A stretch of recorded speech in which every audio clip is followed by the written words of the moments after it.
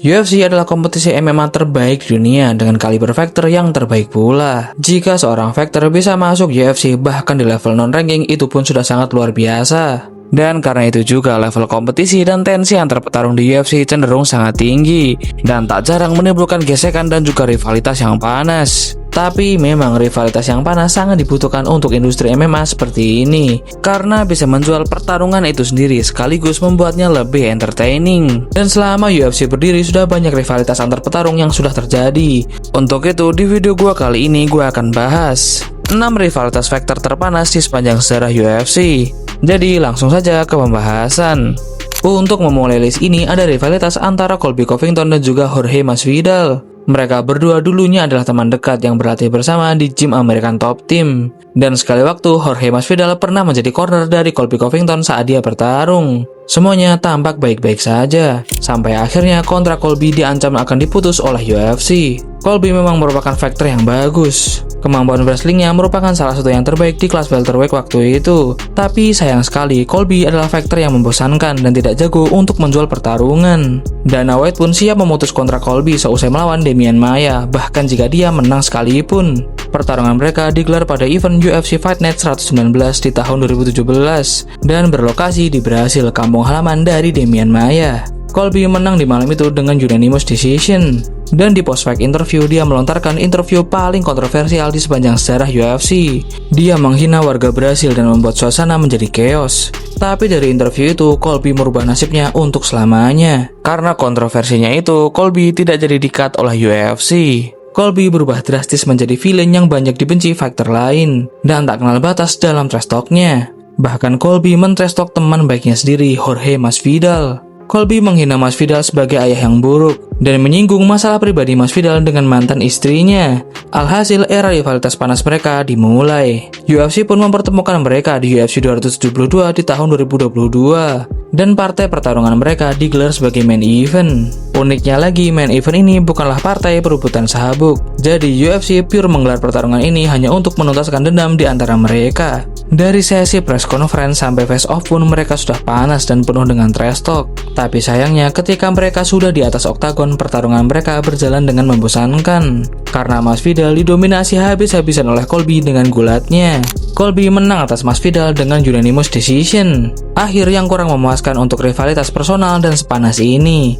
Berikutnya ada rivalitas antara Nate Diaz dan juga Conor McGregor. Ini adalah salah satu rivalitas yang panas, ikonik dan lucu di waktu yang bersamaan. Conor waktu itu baru saja menjadi juara kelas featherweight setelah mengalahkan Jose Aldo dan tentunya berada di puncak karirnya. Dan Nate Diaz adalah ikon American Gangster di UFC yang banyak memiliki fanbase yang militan. Semua ini dimulai di tahun 2016 ketika Conor batal melawan Rafael dos Anjos yang cedera dan menarik diri. Akhirnya Nate Diaz lah yang maju untuk menggantikannya. Tapi kenapa harus Nate Diaz? Karena Nate Diaz pernah meng-call out Conor usai dia menang atas Michael Johnson. Dan karena itu juga UFC merasa nama Nate sangat cocok untuk mengisi matchup ini. Akhirnya UFC 196 tahun 2016 dipilih sebagai event pertarungan mereka. Dari sesi press conference, mereka saling berbalas trash-talk satu sama lain. Apalagi saat face-off, clash antara mereka tak dapat dihindarkan. Dan di pertarungan pertama mereka, Conor kalah dari Nate Diaz dengan rear naked choke. Tak butuh waktu lama, 4 bulan berselang, UFC langsung membuat rematch antara mereka berdua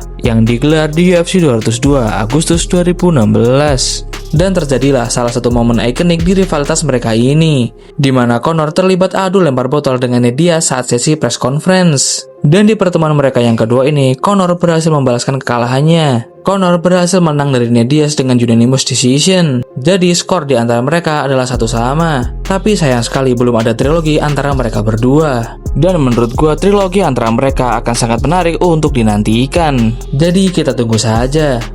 Berikutnya ada rivalitas antara Chael Sonnen dan juga Anderson Silva. Timeline rivalitas mereka terjadi di tahun 2010.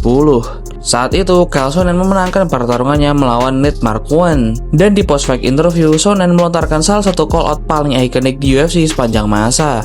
Anderson Silva, you absolutely suck. I'm calling you out, Silva, but we're up in the stakes. I beat you. You leave the division. You beat me. I will leave the UFC forever. Dan memang Chael Sonnen sudah lama mengincar nama Anderson Silva. Dia selalu sesumbar akan membuat Anderson Silva benar-benar pensiun. Tanpa basa-basi, UFC langsung mempertemukan mereka di UFC 117 tahun 2010. Dan pertarungan pertama mereka ini berakhir dengan sangat dramatis, karena Sonnen benar-benar mendominasi Anderson Silva selama 4 ronde penuh.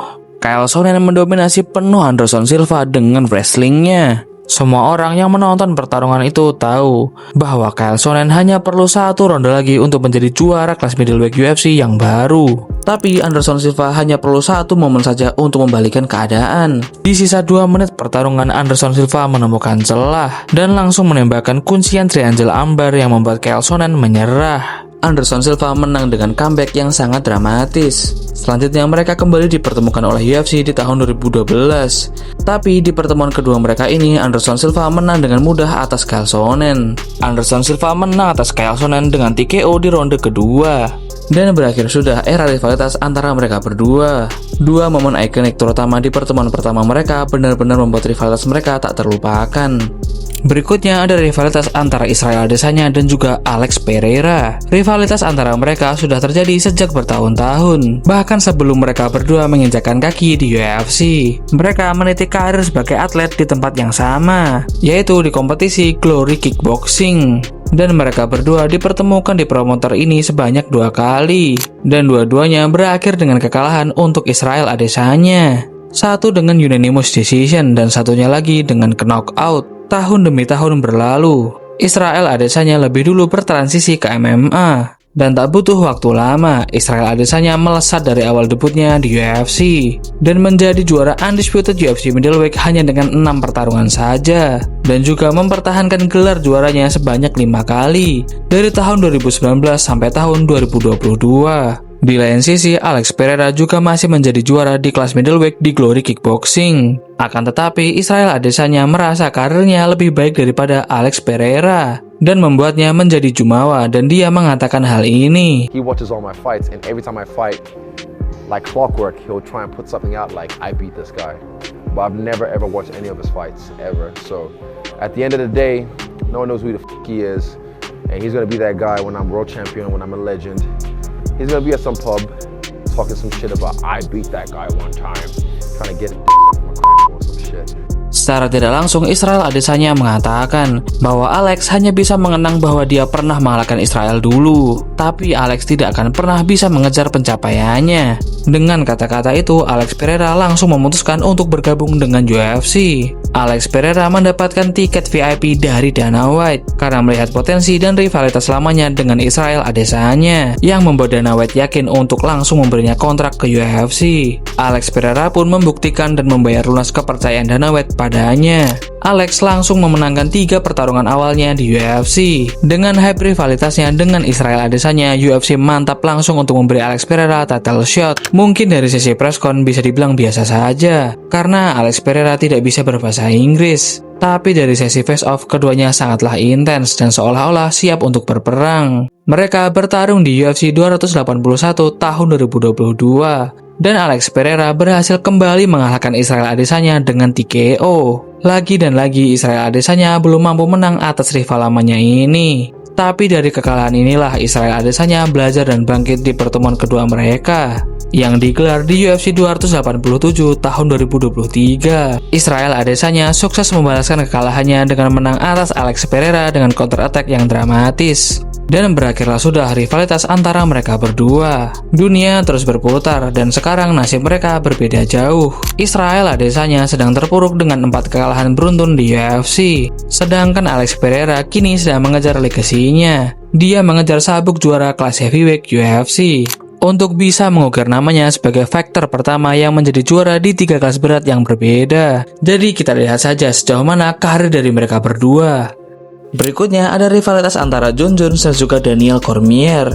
Bad Bloods dan rivalitas mereka selalu penuh dengan trash talk, tensi tinggi, drama, dan narasi duel antara yang terbaik melawan yang terbaik. Karena baik Jon Jones dan Daniel Cormier waktu itu sedang di masa prime mereka. Timeline awal rivalitas mereka terjadi di tahun 2014. Waktu itu Jon Jones adalah juara dominan kelas light heavyweight. Sementara itu DC datang sebagai juara Strikeforce dan undefeated dengan 12 kemenangan beruntun. Dan DC perlahan-lahan naik di kelas light heavyweight dan menjadi ancaman nyata untuk Jon Jones. Puncaknya adalah ketika DC berhasil mengalahkan Dan Henderson. Di post-fight interview, dia meng-call out Jon Jones untuk pertama kalinya. Jon Jones pun menanggapinya dan menyatakan siap untuk melawan DC.